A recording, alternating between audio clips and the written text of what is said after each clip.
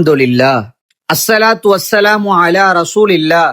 அன்பிற்குரிய சகோதரர்களே, அன்பிற்குரிய சகோதரிகளே, இன்று நாம் நினைவு கூற போகும் ஆயத் குர்ஆனிலிருந்து மிகவும் ஆழமான ஒரு உண்மையை நமக்கு சொல்கின்றது. நிச்சயமாக நாம் மனிதர்களை படைத்தோம், அவன் மனசுக்குள் என்ன நினைக்கின்றான் என்பதை நாங்கள் அறிவோம். நாம் அவனுக்கு உயிர் நரம்பை விட நெருக்கமானவர்கள் என்று அல்லாஹு சுப்ஹானஹு வ தஆலா குர்ஆனில் சூரா காஃப் 16வது வசனத்தில் அல்லாஹ் சொல்லி காட்டுகின்றான். அன்பான சகோதரர்களே, இந்த உலகத்தில் நாம் கூட்டத்தில் இருந்தாலும் சில நேரங்களில் மனசுக்குள்ள தனிமை இருக்கும். யாரும் சொல்ல முடியாத கவலை, யாரும் பார்க்காத கண்ணீர், யாரும் புரியாத போராட்டம்.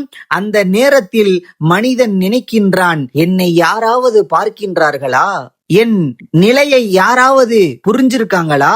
அந்த கேள்விக்கான பதில்தான் இந்த ஆயத். அல்லாஹ் சொல்கின்றான், உன் மனசுக்குள்ள வர்ற நினைப்புகளையும் நான் அறிவேன்.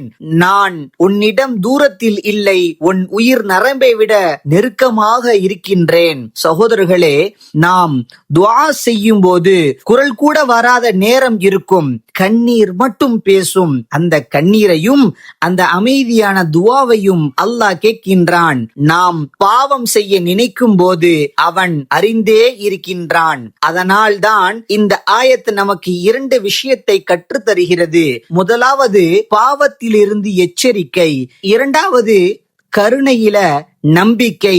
அன்பான சகோதரர்களே, அல்லாஹ் நம்மோடு இவ்வளவு நெருக்கமா இருக்கின்றானா? நாம் ஏன் துவாவை விட்டு விலகணும்?